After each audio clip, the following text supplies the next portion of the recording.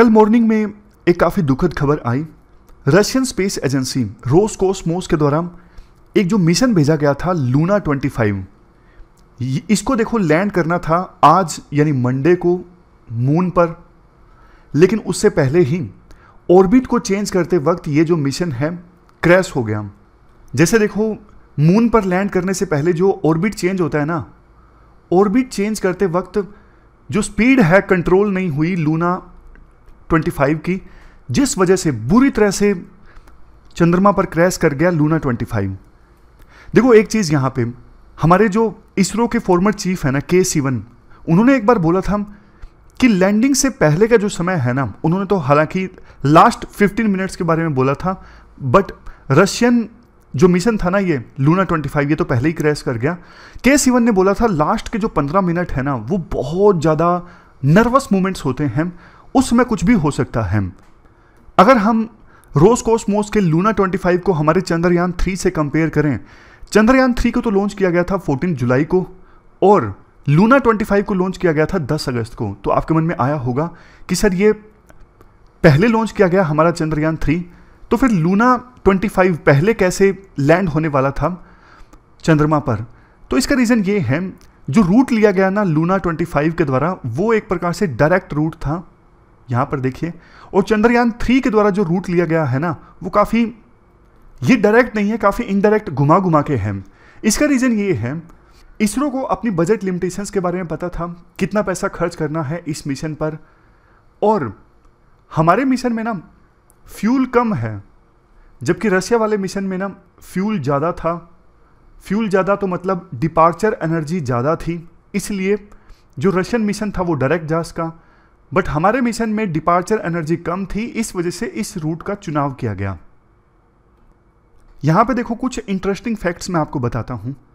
अभी तक देखो 20 मिशन पूरे वर्ल्ड में ना अलग अलग देशों के लैंड कर चुके हैं मून पर यानी चंद्रमा पर, जिसमें से 6 मिशंस तो ऐसे थे जिनमें इंसान ने चंद्रमा पर लैंड किया। लेकिन देखो ये ज़्यादातर जो मिशंस थे ना, ज़्यादातर मिशंस कोल्ड वार के दौरान भेजे गए थे, लेकिन पिछले 10 सालों में सिर्फ चाइना ने जो मिशंस भेजे हैं ना मून पर, जैसे चंग E3, चंग E4, चंग E5, चाइना ने ये मिशंस भेजे हैं मून पर, इन्होंने लैंड किया है। अदरवाइज इंडिया का चंद्रयान 2, इसके अलावा इजराइल, जापान और अब रशिया, इन देशों ने मून पर लैंड करवाने के लिए अपने मिशन भेजे, लेकिन ये सारे असफल साबित हो गए। हमारा लेटेस्ट है चंद्रयान 3 और पूरी उम्मीद और प्रार्थना है कि ये जरूर सफल साबित होगा।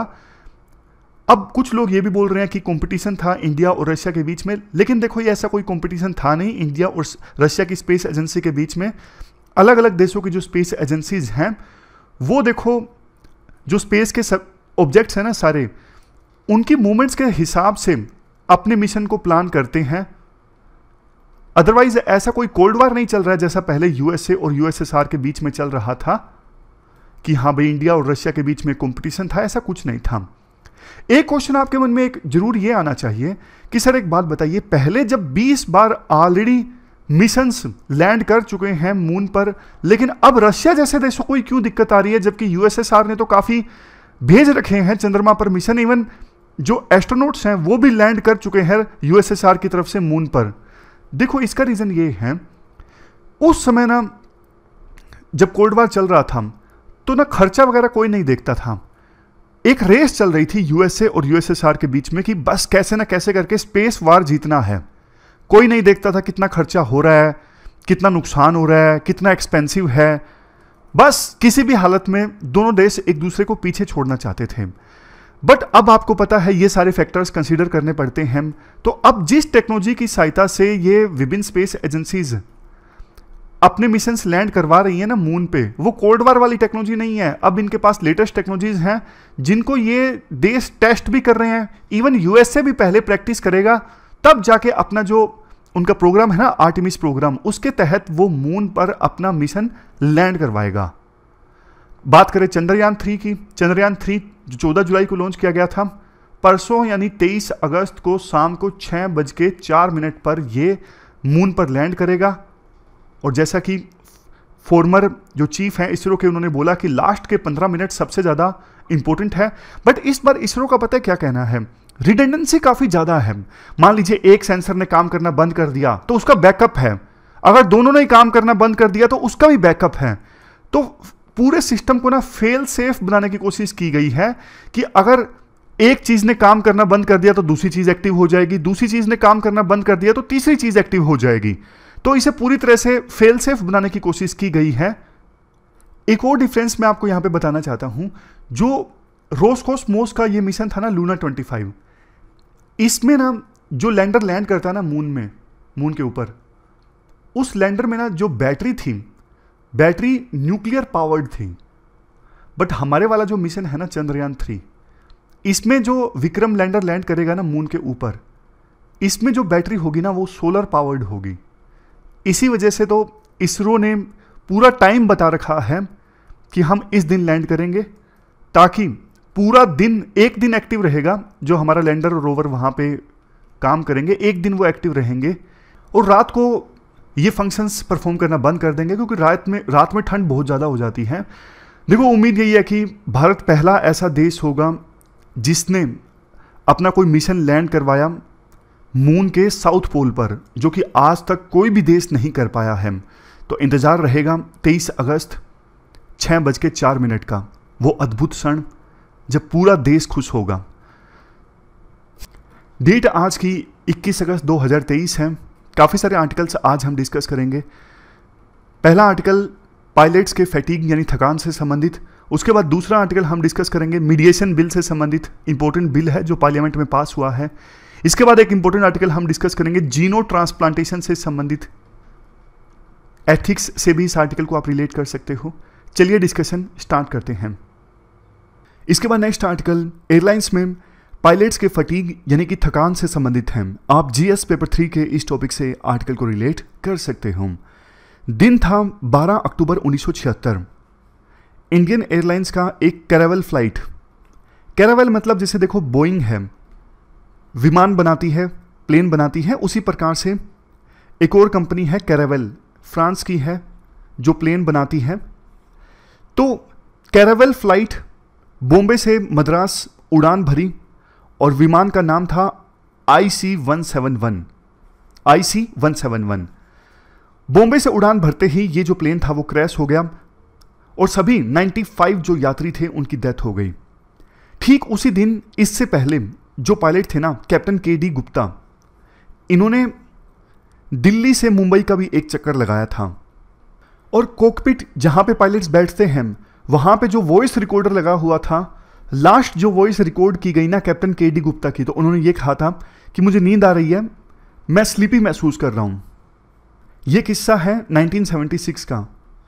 उसके बाद देखो पिछले कुछ दिनों में ना बहुत सारे पायलट्स की ना हार्ट अटैक से मरने की खबर आई है। कम से कम 3 पायलट्स कार्डियक अरेस्ट से मरे हैं पिछले कुछ दिनों में। एक इंसिडेंट में तो ऐसा हुआ कि कॉकपिट के अंदर ही पायलट की डेथ हो गई और जो को पायलट थे ना उन्होंने प्लेन की सेफ लैंडिंग करवाई। अगर मान लीजिए को पायलट इतने ज़्यादा ट्रेन नहीं होते तो क्या होता। तो ये जो घटनाएं हैं ना काफ़ी ज़्यादा देखो डराने वाली हैं। आर्टिकल में राइटर ये बोलते हैं, हमारे देश में जो रूल्स हैं ना जिनका नाम है flight and duty time limitations and rest period, ये देखो वो रूल हैं जो बताते हैं कि एक पायलट का एक दिन में ड्यूटी टाइम कितना होगा, इंक्लूडिंग रेस्ट बिटवीन 2 फ्लाइट्स। तो ये जो रूल्स है ना हमारे देश में काफ़ी ज़्यादा खराब है, ऐसा राइटर का कहना है। राइटर खुद एयरलाइंस में इंस्ट्रक्टर का काम करते हैं।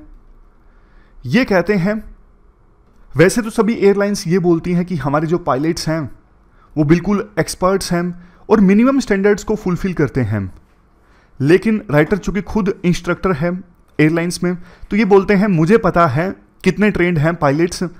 एबिलिटी चेक करने के नाम पर यानी प्रोफिशिएंसी चेक करने के नाम पे सिर्फ बॉक्स में टिक मार्क किया जाता है और कुछ नहीं, ज़्यादा अच्छे से प्रोफिशिएंसी चेक नहीं की जाती। और ना इंटरनेशनल सिविल एविएशन ऑर्गेनाइजेशन का जो एनेक्स 14 वॉल्यूम 1 है ना, इसमें बताया गया है एयरफील्ड्स और रनवेज के लिए क्या स्टैंडर्ड्स होने चाहिए। और ये जो स्टैंडर्ड्स है ना वो भी पूरे नहीं होते, यानी रनवेज और airfields international civil aviation organisation के स्टैंडर्ड्स के हिसाब से नहीं है, तो मतलब हम एक काफ़ी खतरनाक सिचुएशन में फ्लाइट्स में ट्रैवल करते हैं। राइडर का ये कहना है हम वर्ल्ड में जो बड़ी सेफ एयरलाइंस है ना वो पायलट्स को इनफ रेस्ट देती हैं, बट हमारे देश में ऐसा नहीं है। देखो पायलट्स के काम को ना ग्राउंड लेवल पे जो स्टाफ काम करता है ना उससे नहीं कंपेयर किया जा सकता, क्योंकि देखो ग्राउंड लेवल पे जो स्टाफ काम करता है ना उसे हफ्ते में 2 दिन की छुट्टी मिलती है, जो गेस्टेड हॉलीडेज हैं वो भी उनको मिलते हैं, बट पायलट्स को हफ्ते में 1 दिन की छुट्टी मिलती है। इसके अलावा एनुअल लीव मिलती है, वो अलग से मिलती है। इसके अलावा पायलट्स को फैटीग देखो इसलिए भी होता है क्योंकि एक फ्लाइट लैंड करती है ना, 60 साल पहले एक स्टडी हुई थी, उस समय हार्ट बीट करता है 240 की रेट से। आसान भाषा में बोलूं, एक नॉर्मल इंसान का जो हार्ट है वो 1 मिनट में देखो 60 से लेके 100 के बीच में बीट करता है, धड़कता है, पंप करता है। लेकिन पायलट का जो हार्ट है ना लैंडिंग के दौरान वो 240 बार धड़कता है 1 मिनट में। ऑफ कोर्स आप बोलोगे सर सभी पायलट्स का ऐसा नहीं होता। हाँ बिल्कुल सही बोलते हो आप, स्टडी सामने आई है। और दूसरा देखो पायलट्स ना एक हफ्ते में लगातार अपने परिवार से दूर रहते हैं, अपने शहर से दूर रहते हैं, तो कई बार बीमार हो जाते हैं, सेल्फ मेडिकेशन लेने लगते हैं, खुद से ही दवाइयाँ लेने लगते हैं। लेकिन उन दवाइयों का कई बार बुरा असर पड़ता है, प्लेन उड़ाने में दिक्कत आती है और ज़्यादा नींद आती है। इसके अलावा देखो पायलट्स का ना बाकी इंसानों की तरह एक बायोलॉजिकल क्लॉक साइकिल होता है। जैसे देखो आप सब लोग पढ़ते हो, आप सबको ना अपनी अपनी स्ट्रेंथ पता है कि मुझे नींद आ जाती है 10 बजे या फिर 11 बजे। मुझे 10 बजे नींद आने लग जाती है क्योंकि सुबह मैं जल्दी उठता हूँ लेक्चर बनाने के लिए। तो मेरा जो बायोलॉजिकल क्लॉक है ना बॉडी की, वो सिग्नल देना स्टार्ट कर देती है कि भैया सुमित सो जाओ, टाइम हो गया है। इस प्रकार से हर एक इंसान के साथ ऐसा होता है। बॉडी की जो बायोलॉजिकल क्लॉक है ना वो सिग्नल देना स्टार्ट कर देती है कि आपके सोने का टाइम हो गया है, आप सो जाओ। उस समय आप डल महसूस करने लगते हो। तो ना वो पायलट्स जिनकी जो बॉडी की बायोलॉजिकल क्लॉक है ना वो दिन के हिसाब से सेट है कि 10-11 बजे सो जाना और सुबह 5-6 बजे उठ जाना, अब उनको एकदम से उनके रोस्टर में लगा दिया गया कि आपको रात की फ्लाइट उड़ानी है। तो बॉडी जो है ना वो एडजस्ट नहीं कर पाती कई बार। इसी वजह से तो जेट लैग होता है। जेट लैग मान लीजिए महेश है, महेश गया इंडिया से यूएसए में। अब इंडिया के हिसाब से उसकी दिनचर्या ऐसी थी कि सुबह 7-8 बजे उठना और रात को 12 बजे सो जाना। लेकिन अब वो यूएसए चल गया, अब वहां पे आपको पता है टाइम जोन अलग है। तो एकदम से इंडिया से यूएस में गया ना महेश, उसको ना वहां पे एडजस्ट होने में टाइम लगेगा क्योंकि बायोलॉजिकल क्लॉक इंडिया के टाइम के हिसाब से सेट थी। अब यूएसए एकदम से जाएगा, यूएसए में जब रात होगी वो एकदम फ्रेश महसूस करेगा, लेकिन दिन होगा तो महेश को वहां पे नींद आएगी। क्यों? क्योंकि उसकी बायोलॉजिकल क्लॉक जो है वो डिसरप्ट हो गई है। राइटर कहते हैं देखो हमारे देश में ना बहुत सारे एक्सीडेंट्स हुए हैं, जैसे मंगलुरु, कोझिकोड। ह्यूमन एरर्स हमेशा हो सकती हैं, इसलिए आमतौर पे देखो इवन रोड पे जो ड्राइवर चलते हैं, कार चलाते हैं, उन्हीं के लिए बोला जाता है कि उनको इनफ रेस्ट देना जरूरी है। लेकिन प्लेन में तो ये चीज़ और भी ज़्यादा ज़रूरी हो जाती है। तो भारतीय एयरलाइंस को ना इस चीज़ के साथ तनिक भी कॉम्प्रोमाइज़ नहीं करना चाहिए। थोड़े पैसे बेशक फालतू लग जाएं, मतलब उनसे आप 1 महीने में हो सकता है कम काम करवा लो पायलट से, लेकिन सेफ्टी जो पैसेंजर्स की है वो तो देखो सुप्रीम है। अगर आप पैसेंजर्स की सेफ्टी के साथ कॉम्प्रोमाइज़ नहीं करोगे बल्कि आपकी ही जो रेपुटेशन है वो इंक्रीज होगी। तो ये पूरा आर्टिकल है पायलट्स के फैटिग से संबंधित। इसके बाद नेक्स्ट आर्टिकल मीडिएशन बिल से संबंधित है। इंडियन एक्सप्रेस का ये आर्टिकल है। आप जीएस पेपर सेकंड के इस टॉपिक से आर्टिकल को रिलेट कर सकते हो। क्या कंटेस्ट है? 1 अगस्त को ना मीडिएशन बिल 2021 पास हो गया। कहां से? राज्यसभा से। उसके 7 दिन बाद यानी 7 अगस्त 2023 को ये बिल लोकसभा से भी पारित हो गया। मतलब अब जो ये बिल है ये एक्ट बन जाएगा। इंपॉर्टेंट इसलिए है ये इस बिल का पास होना क्योंकि इससे ना कोर्ट में केसेस की जो पेंडेंसी है ना काफी ज्यादा कम होगी। एग्जाम्पल की सहायता से आपको बताता हूं क्या है ये बिल। मान लीजिए 2 लोग हैं, महेश एंड रमेश, आपके फेवरेट कैरेक्टर्स। दोनों के बीच में ना एक कॉन्ट्रैक्ट साइन हुआ है।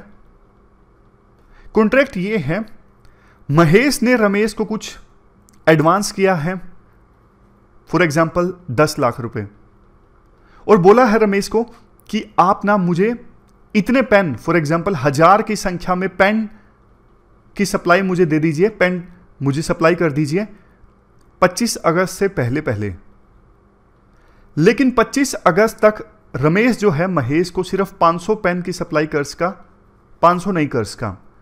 लेकिन बाद में 27 अगस्त को सप्लाई कर दी पेन की रमेश ने महेश को, 2 दिन बाद, यानी लेट कर दी पेन की सप्लाई।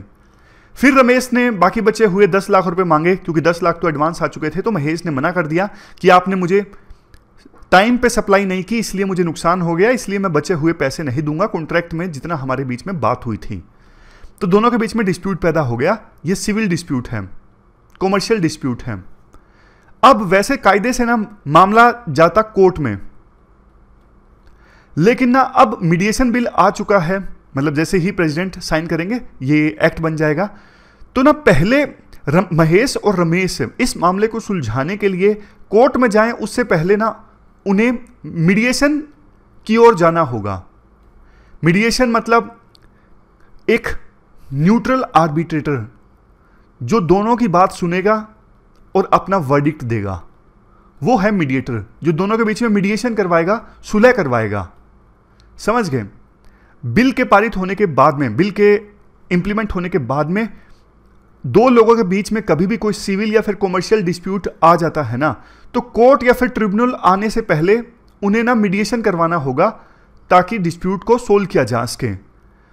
कोई भी पार्टी, जैसे इस केस में महेश और रमेश, कम से कम 2 मीडिएशन सेशन के बाद वो मीडिएशन से विड्रॉ कर सकते हैं। मान लीजिए 2 मीडिएशन सेशन महेश और रमेश के बीच में हुए, उसके बाद महेश को लगा यार मीडिएशन से कोई फायदा नहीं है, मैं संतुष्ट नहीं हूं, मैं तो कोर्ट में ही जाऊंगा, तो 2 मीडिएशन सेशन के बाद महेश कोर्ट में जा सकता है। ये जो मीडिएशन की प्रोसेस है ना 180 दिनों के अंदर अंदर खत्म होगी। हालांकि अगर बहुत कॉम्प्लेक्स डिस्प्यूट है तो इसे और 180 डेज के लिए एक्सटेंड भी किया जा सकता है। शुरुआत में तो देखो 180 डेज में अंदर अंदर मीडिएशन पूरा करना होगा, लेकिन ज़्यादा कॉम्प्लेक्स है तो 180 डेज के लिए एक्सटेंड भी किया जा सकता है। अब आपके मन में अनेकों क्वेश्चंस आ रहे होंगे कि सर ये तो बताइए कि मीडिएटर होगा कौन। देखो इसके लिए ना बिल में प्रोविजन किया गया है कि एक काउंसिल इस्टेब्लिश की जाए, मीडिएशन काउंसिल ऑफ इंडिया। ये काउंसिल क्या करेगी? मान लीजिए महेश और रमेश के बीच में डिस्प्यूट हुआ है ना, सुरेश की एंट्री हुई है, सुरेश कहता है मैं मीडिएशन करवाऊंगा आप दोनों के बीच में। तो मीडिएशन काउंसिल ऑफ इंडिया बोलेगी पहले तो ना आप हमारे पास में रजिस्टर करवाइए, एज ए मीडिएटर रजिस्टर करवाइए। अगर हमने आपको रिकॉग्नाइज किया as a mediation service provider, तभी आप प्रोवाइड कर सकते हो, ऐसे नहीं। तो मीडिएशन काउंसिल ऑफ इंडिया का काम यह होगा, वो लोग जो मीडिएटर का काम करना चाहते हैं ना, उनको रजिस्टर करना, उनको रिकॉग्नाइज करना कि हाँ ये लोग मीडिएटर का काम कर सकते हैं। इसके अलावा यहां पर अब कोचिंग इंस्टीट्यूट की एंट्री होगी। कुछ इंस्टीट्यूट बोलेंगे कि हम कोचिंग देंगे, ट्रेनिंग प्रोवाइड करेंगे मीडिएटर्स को। तो बिल में यह भी प्रोविजन किया गया है कि जो मीडिएशन काउंसिल ऑफ इंडिया है उन संस्थानों को मान्यता देगी जो मीडिएटर्स को ट्रेनिंग प्रोवाइड करेंगे। इसके अलावा बिल में यह भी बोला गया है कौन से जो डिस्प्यूट है मीडिएशन के लिए फिट नहीं है। देखो इस प्रकार के, मान लीजिए महेश ने रमेश पे जानलेवा हमला कर दिया, तो ये तो क्रिमिनल ऑफेंस हो गया ना, फिर ये कॉमर्शियल डिस्प्यूट नहीं रहा। तो इस प्रकार के जो क्रिमिनल ऑफेंस है ना, वो मीडिएशन के थ्रू सोल्व नहीं होंगे।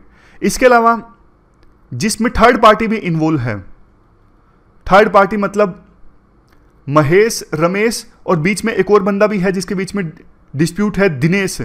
रमेश कहता है कि मैंने दिनेश को पैसे दे दिए थे, दिनेश ने फर्दर महेश को नहीं दिए, तो फिर महेश और रमेश के बीच में मीडिएशन नहीं हो सकता, क्योंकि इसमें एक थर्ड पार्टी भी इन्वॉल्व है, दिनेश, बीच में दिनेश की भी एंट्री है। तो ऐसे मामले मीडिएशन के थ्रू सोल्व नहीं हो सकते। नेक्स्ट प्रोविजन ये है, अगर देखो दोनों पार्टी एग्री होती है ना, फॉर एग्जाम्पल महेश और रमेश दोनों एग्री है ना, तो किसी भी पर्सन को एज ए मीडिएटर अपॉइंट किया जा सकता है। अगर दोनों के पास कोई पर्सन है ही नहीं, मीडिएटर अपॉइंट करने के लिए, तो फिर वो मीडिएशन सर्विस प्रोवाइडर को बोल सकते हैं कि हमारे लिए आप एक मीडिएटर प्रोवाइड कर दीजिए। यहां पर आपको एक चीज को लेकर डाउट आया होगा कि सर अभी तो आपने ऊपर ये बोला था कि कोई भी पर्सन मीडिएटर का काम तब कर सकता है जब वो रिकॉग्नाइज्ड हो मीडिएशन काउंसिल ऑफ इंडिया के द्वारा। तो मान लीजिए कोई पर्सन है सुरेश, वो रिकॉग्नाइज्ड नहीं है मेडिकल काउंसिल ऑफ इंडिया के पास में, तब भी वो क्या मीडिएटर का काम कर सकता है महेश और रमेश के कहने पे या फिर नहीं कर सकता? देखो इस बात पर अभी क्लैरिटी नहीं है, इस बात पर क्लैरिटी आएगी। सबसे लास्ट में प्रोविजन ये है, देखो वो मामले जिनका मीडिएशन के थ्रू समाधान होगा ना, वो बाइंडिंग होंगे दोनों पार्टीज के ऊपर। जैसे कोर्ट का फैसला इन्फोर्सेबल होता है ना, वैसे ही मीडिएशन का जो फैसला होगा वो भी कोर्ट जजमेंट की तरह इन्फोर्सेबल होगा। अब कुछ इश्यूज हैं। सबसे पहले देखो, मीडिएशन तो वॉलंटरी होता है, लेकिन बिल के इंप्लीमेंट होने के बाद मीडिएशन जो है वो वॉलंटरी नहीं हो जाएगा, वो कंपलसरी हो जाएगा। नेक्स्ट, जो मीडिएशन काउंसिल ऑफ इंडिया है ना, इसमें प्रैक्टिसिंग मीडिएटर्स का रिप्रेजेंटेशन नहीं होगा, ये डर है। मतलब ऑलरेडी जो एक्सपर्ट है ना मीडिएशन के मामले में, उनका रिप्रेजेंटेशन नहीं होगा। अदरवाइज देखो, दूसरी जो प्रोफेशनल ऑर्गेनाइजेशन है ना, for example bar council of India, इनमें सिर्फ वकील होते हैं, एडवोकेट्स होते हैं, तो मीडिएशन काउंसिल ऑफ इंडिया में भी तो मीडिएटर्स ही होने चाहिए ना। Next, mediation council of India को ना कुछ ऑर्डर जारी करने हैं मान लीजिए, तो ना इससे पहले उन्हें सेंट्रल गवर्नमेंट से अप्रूवल लेना होगा। अपने फंक्शंस को परफॉर्म करने के लिए मेडिकल काउंसिल ऑफ इंडिया को कुछ रेगुलेशन जारी करने हैं ना, इशू करने हैं, तो उससे पहले सेंट्रल गवर्नमेंट से अप्रूवल लेना होगा। तो medical council of India independent होकर काम नहीं कर सकेगी। एक और चीज बिल में यह बोला गया है कि देखो, वो इंटरनेशनल मीडिएशन जो इंडिया में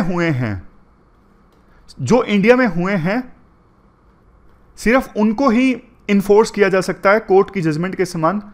अब मान लीजिए कोई इंटरनेशनल मीडिएशन है जो इंडिया में नहीं हुआ, बाहर हुआ है कहीं पे, तो वो फिर इंडिया में इन्फोर्सेबल नहीं होगा।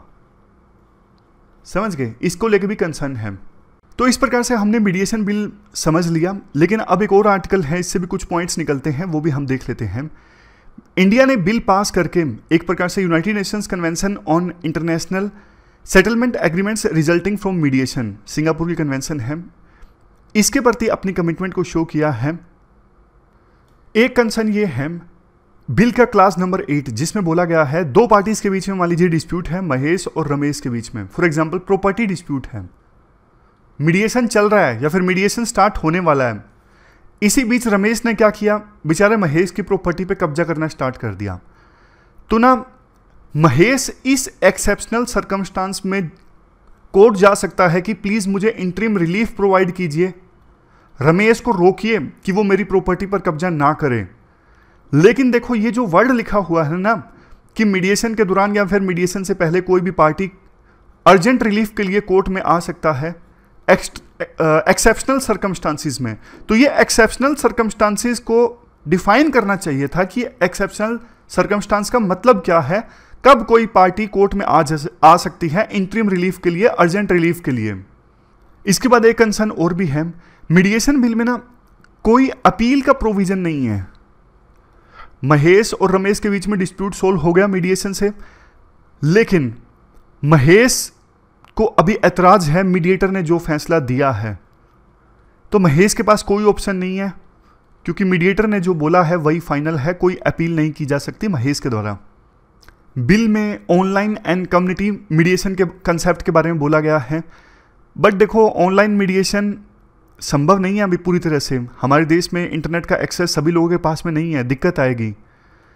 और एक चीज़ सबसे बड़ी, देखो बहुत सारे केसेस में तो ना गवर्नमेंट खुद ही एक पार्टी होती है, तो क्या गवर्नमेंट भी मीडिएशन में इन्वॉल्व हो सकती है? अभी देखो सरकार फ्लेक्सिबल नहीं है खुद अपने केसेस में मीडिएशन में शामिल होने के लिए। तो राइटर कहते हैं ये गोल्डन अपॉर्चुनिटी होती है अगर सरकार खुद भी, जिन केसेस में पार्टी है, सरकार का नुमाइंदा भी मीडिएशन में शामिल होता, बट ऐसा नहीं है।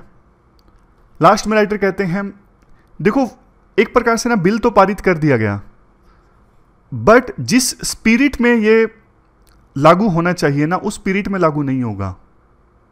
एक होता है नाम नाम के लिए पास करना, कानून बनाना, एक होता है वास्तव में एक पर्पज के साथ बनाना ताकि चेंज आए। तो उस उद्देश्य के साथ सरकार नहीं बना रही है। तो ये पूरा आर्टिकल हमने डिस्कस किया, चलते हैं आगे। इसके बाद नेक्स्ट आर्टिकल इंडियन एक्सप्रेस का जीनो ट्रांसप्लांटेशन से संबंधित है। देखो, यूएस की घटना है। यूएस में ना एक पर्सन एकदम से कोलैप्स कर गया, उसे हॉस्पिटल लेकर गए रिश्तेदार दोस्त, वहाँ पे डॉक्टर्स ने ना उस पर्सन को ब्रेन डेड डिक्लेयर कर दिया। काफ़ी दुख हुआ रिश्तेदारों को और बोला हॉस्पिटल स्टाफ को कि जिसका ब्रेन डेड हो गया है ना उसके ऑर्गन्स हम डोनेट करना चाहते हैं, लेकिन ऑर्गन्स डोनेशन के लिए एलिजिबल नहीं थे। तो डॉक्टर्स ने बोला कि आप पूरी बॉडी डोनेट कर दीजिए। तो रिश्तेदार मान गए, लेकिन डॉक्टर्स क्यों पूरी बॉडी डोनेट करने के लिए कह रहे थे? डॉक्टर्स ना जीनो ट्रांसप्लांटेशन करना चाहते थे, मतलब पिग का जो किडनी है ना वो लगाना चाहते थे उस पर्सन पर जिसे ब्रेन डेड डिक्लेयर किया गया है। अब मैं आपको जीनो ट्रांसप्लांटेशन के बेसिक्स बताता हूं और यह भी बताता हूं इसमें क्या क्या एथिकल डायलेमास इन्वॉल्व हैं।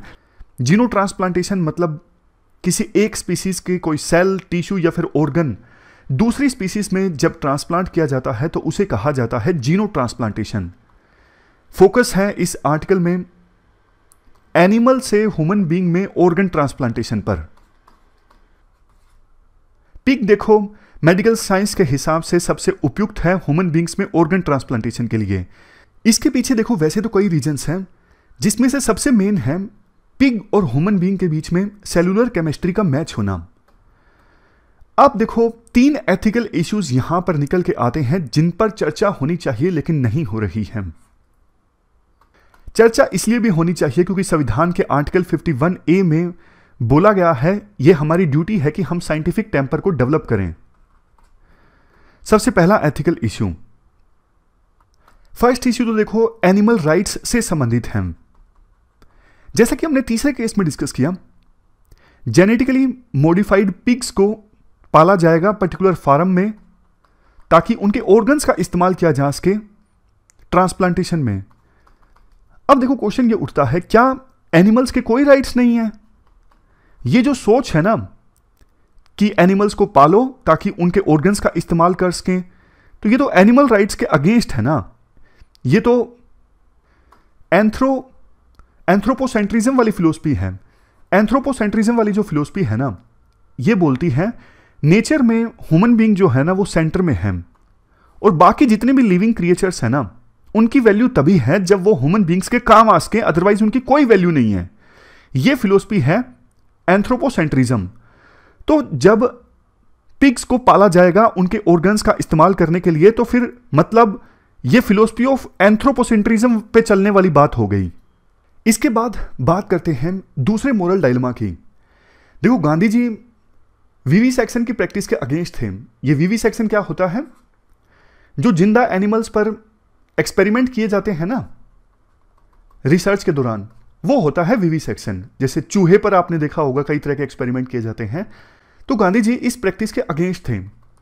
अब देखो दूसरा मोरल डायलेमा ये है, क्या एक इंसान की जान बचाने के लिए एनिमल को मारना उचित है या फिर क्या एनिमल को बचाना सही है और इंसान को मरने दिया जाए? दोनों में से कौन सी चीज सही है?